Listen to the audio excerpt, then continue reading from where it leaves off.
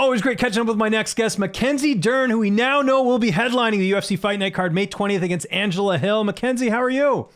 I'm good, James. Nice to talk to you. Yeah, you as well. And some big news, like I said there, you're going to be the main event. We sort of found this out, I think, earlier this week. When did you find out? I found out Sunday. Oh, cool. Yeah. Okay. And was it much of a negotiation? Because obviously there's, 2 extra rounds, and I'm sure you got a little bump in pay, I would hope. Tell me how this all came together. No, I think the main event fell out for the May 20th. And I was scheduled to fight this weekend in Charlotte. Yeah. So it was just really about like, how's the weight? If we accept the fight, and my like priorities when I was scheduling on the next fight, I was like, I really wanted to be back in front of the crowd. I had fought in front of the crowd with Tisha. I lost my first main event with Marina at the Apex. I fought back in front of the crowd with Tisha. I won. I went back to the Apex main event again. I lost again to Yan Xiaonan. So I was like, I want to be back in the crowd, and so I was so excited. But then they gave me the opportunity for the main event. I'm like, man, I need to break this. I'm 0-2 with my main events at Apex, so I'm like, they gave me the opportunity. I'm like, let's do it, So it's just kind of more just figuring that out. Is the weight good? How's the sparring? Coaches, you have one more coach. So like 4 corners. But yeah, I mean, it's my third one. So we're kind of like used to it already. It's definitely better to have 5 rounds. Once you go back to 3, you're like, man, it goes by so fast. You don't want to give any round away when it's just 3, So yeah, I'm excited, and I'm definitely motivated to break the 0-2 on main events. I need to get this win. Good. Well, no, I'm glad it all worked out. Prior to the fight getting switched up, it looked like you had a full camp for for this fight anyways. Is that accurate? Yeah, definitely. Okay. It's accurate. I was training, I mean, it's been kind of crazy, this camp. It's definitely hasn't been like the most smoothest camp, but I mean, it's kind of hard for you to have a perfect camp, there's always something, but yeah, I had like the full 8 weeks. Usually like 2 months is a good amount of time for a camp. So yeah, it was good, a good amount of time, and like the same opponent and everything, so everything's good. What did you learn the most from your last fight? Loss, by the way, which has aged very well, especially with what happened last weekend. Yeah. I mean, I think just the biggest thing is just like, I don't know, not pressuring too much, like to like close the distance, just kind of like cutting off and being patient. I think people can tell I have like a lot of emotion when I fight. I just really want to get in there, and I get so much like, I'm gonna submit, I need to submit, that you kind of forget that fighting is still like a game. There's still strategy, and like the most important is like to win the round. And I think you kind of get, at least for me, I get into this thing where like I don't want to. I wouldn't feel good like if I won, but I'm just like stalling the whole time, like I just like, okay, put them on the cage and just held them there, or took them to the ground and I just held them there, but I did enough to win the round. That's not my personality. That's not my style. Even in my jiu-jitsu days, it's never been my style. My style has always been like forward and aggressive. So it's kind of like just pulling the reins back a little bit, and, being like confident, like, okay, even if I'm, I don't know, controlling the position more, I'm not going to be like a boring fighter. It's in me. And I think people like to see me fight. They know like I have a lot of heart and everything. So I just kind of to be confident, and not be like, oh, the fight's boring. It's like, no, like, okay, if we, like kind of make them give me the submission, ground and pound. If I'm on the cage, don't be like, I need to take them down. And then I waste all this energy trying to take them down. And when I do take them down, I'm like switching to 10,000 positions, submissions. But I only had 2 minutes to submit them, and like, we're talking about the top of the best. They're not going to just, they're going to resist, and let the round finish and then stand back up again, so kind of just understanding that, like, okay, I'm fighting experienced fighters, so they know how to play the game, and realize like, okay, I need to play the game too. And like, if worst case, like, win the round. That's the most important, is win the round. You win each round and then you win the fight, and in the end, I need to win the fights, so it's like sometimes I'm doing all these submissions, I'm attacking them and I know how dangerous it is, but I mean, for like the public or the judges, they don't know how how deep the position is. You know, they don't know how danger the opponent is. So it's like really hard for a jiu-jitsu person to get a 10-8 round, for example, or something like that. So just more being smart and have kind of the rule book now with me and have an idea, not finish the round and go back to my coach. Did I win the round? Like, no, you understand, like, yeah, okay, I won this round. I'm down and up, and have that kind of, like the experienced fighter now and not just a heart. Yeah, no, absolutely. It was a close fight. As I'm like choking here. I know after the fight you sort of announced, I know you had some personal things happen after the fight. Did that play a role at all in the matchup at all? No, I mean, I think that with Yan, I was so frustrated, because like with the divorce and everything, I was like so focused, and like I wasn't letting anything get to me. I was so focused on the fight. I had like almost like a 6-month camp, basically training hard for that fight. And like the fact that I still wasn't able to get it, like it really pulled on my heart, Yeah. And I think this fight is actually even worse, because I mean, I don't know for who's been through a divorce, but I'm definitely like the beginning of the divorce was a little bit easier than now. Now it's like, child support and spousal support and all this like lawyers and all this stuff. So I'm definitely going through a lot more on my personal life for this camp, and it hasn't been easy for sure.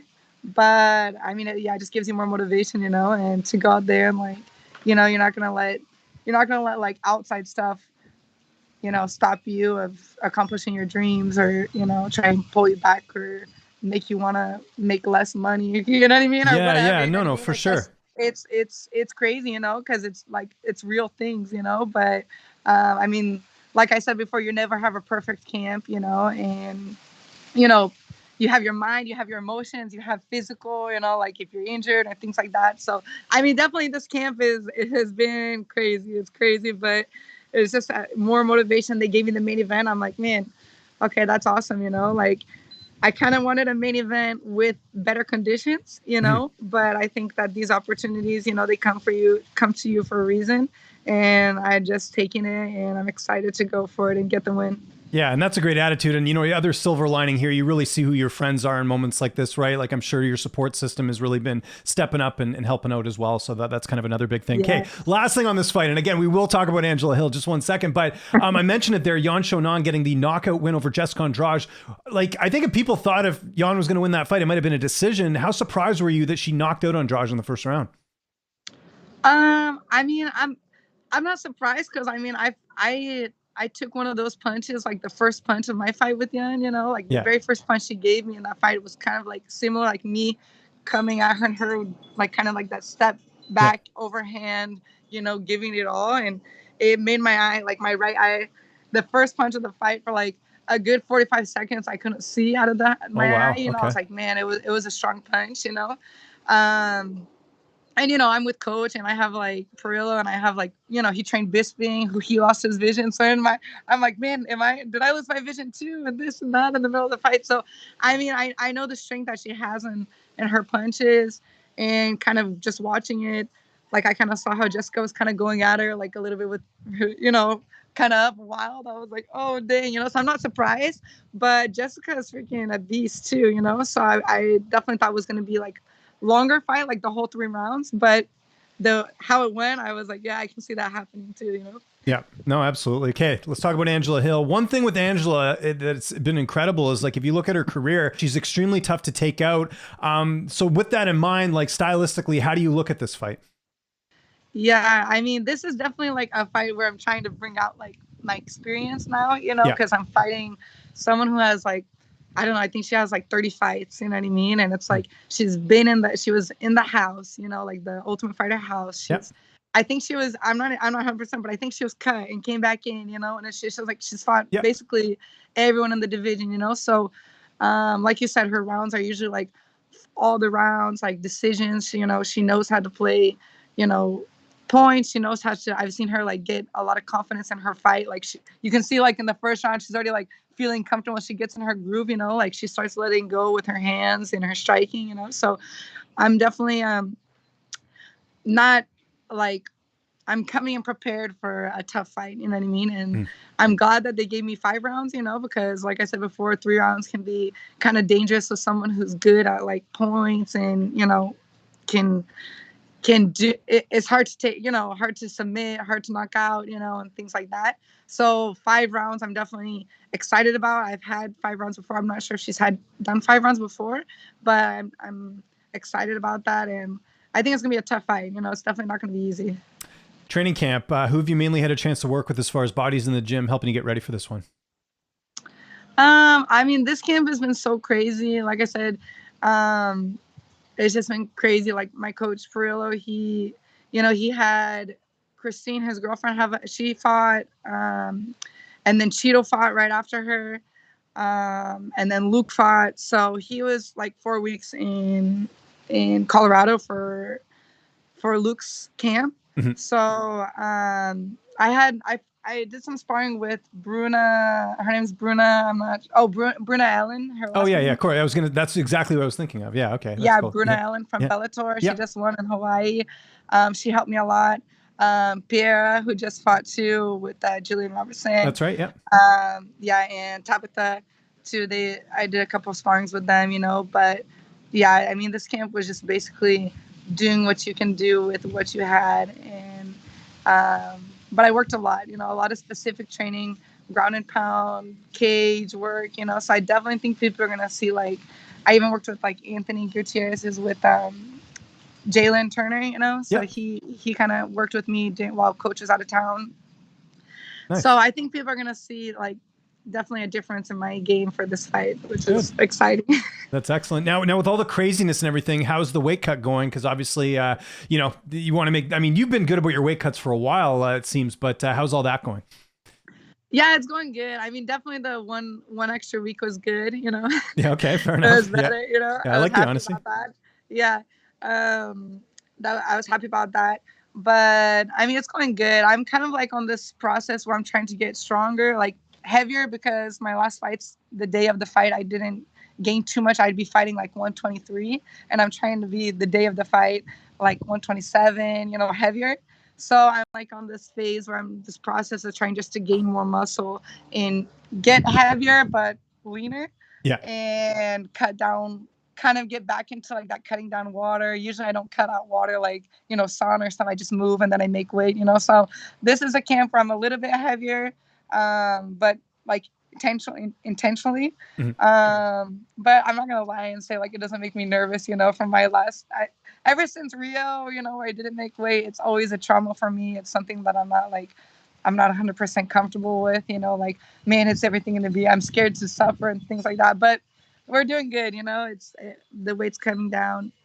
I'm almost there. So, but I'm definitely stronger. So that's good. You just gotta trust the process. And we finally felt like we were ready to go up in weight, like to build the weight, and get a little bit heavier, stronger, and trust the weight cutting process. Now, your corner, will Jason Perillo be in your corner for this fight? Who's going to be in the cage with you? Yeah, Jason, I have Antonio Chocolate, I have my dad, Megaton Diaz, and Anthony Gutierrez. How's this fight playing out on May 20th? How do you see it going down? I see me getting a submission. I think it's going to be a tough fight. I think she's going to have good movement, but I'm definitely confident, like, in how much I've been working and just trying to be a smarter, calmer fighter. And, like, get mean, I really want to get mean in this fight. Nothing personal with Angela, nothing like that. Just me as a fighter, and kind of trying to get my opponents to give me the submissions, like prefer to give me the arm, prefer to give me the neck than to me like forcing it, So the best way I can get them to give it to me is just kind of like ground and pound and being like heavy and grinding them. And, that's kind of the style that I want to go in with this fight. If I can bring it out on the fight, I'm not sure. That's the plan though. Did you know the last time Angela Hill was submitted was March of 2019? Did you know that? No, I didn't even know she was submitted. I had thought that she'd never been submitted before. Who was it by? Randa Marcos, someone you fought and submitted. Okay. Wow. So there you go. Good to know. Good to know. Yeah, I'll have to watch that fight. Yeah, I know for sure. Did you happen to catch the UFC 288 card last weekend? And if so, did you see that Aljamin Sterling Henry Cejudo fight? I did. What did you think? I was curious. So first off, what did you think about the fight? And second, how did you score it when it went to the scorecards? I was curious about that. Like, who do you think won? I like the fight. I was watching. I was like, man, I thought it was so technical from both parts. I thought they both did a really good job. I'm a fan of both of them, so I was like really inspired and kind of wanting to like, wanting to fight too. Like, yeah, I need to get like that level of fighting. Um, I mean, I don't think Cejudo lost. You know what I mean? Because from being out 3 years, retired. I mean, I thought he did so good, but I don't know if it was like, in my opinion, right? I don't know if it was enough to take the belt from Aljamin. I think for the champ, you got to really like take it.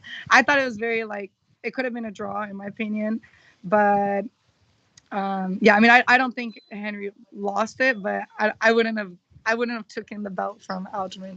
You know what I mean? No. Well said. I think a lot of people feel the same way. It was just really close. And then the co-main event, we had Bilal Muhammad beating Gilbert Burns. But I think the big story of the fight was Gilbert Burns fighting with one arm pretty much the whole fight. What did you think of that?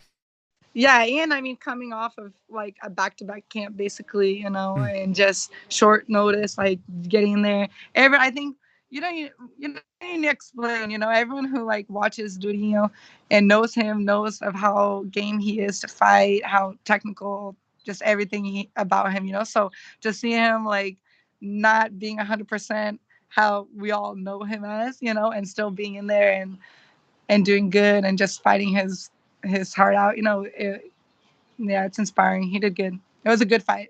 Yeah. With the fact that this is now a main event, I mean, that definitely adds a little bit more here. It's 5 rounds. A win here, does that kind of get you back on track a little bit? Like in terms of where you were at, which was kind of, on that contender kind of spot. Is that kind of what you're thinking here with the fact that it has been elevated to 5 rounds? I mean, I hope so. Yeah, I mean, it was good, this last event, because Virna, who I had beat That's right. Marina, yeah. And beat Marina Rodriguez. That's right. Yeah. Yeah, who I lost to. And then Yan, who I lost to, beat Jessica, So I mean, it's crazy what happens in the division, and just how the styles match up and all these things, So I mean, I think a good win here could definitely place me back in, I will definitely, if I win, I would like to fight someone in the top, top 5, whatever, in front of me. Angela, I think is 12 or 13 or something like that. Yeah. So I'd like to fight someone ahead of me. But yeah, it's I think it could definitely push me back into the mix there, and especially how the fights went out, with Vina, Marina, and Jessica and Yan, I think I can fall back in there. Yeah. Well, don't you think that right now the division's kind of wide open, right? Because I think people expected Amanda Lemos and Weili Zhang to fight next, but I think with Yan winning, they have to do that fight with her and Weili Zhang. It's just such a big fight, and I think Dana wants to do it in China. It's very big. And then you've got Rose Namajunas is still out there. I think people are forgetting she's still in the division. You've got Tatiana Suarez, who's now dropping back down. Like, it's a really exciting time. Like, what do you make of what's happened in the division right now?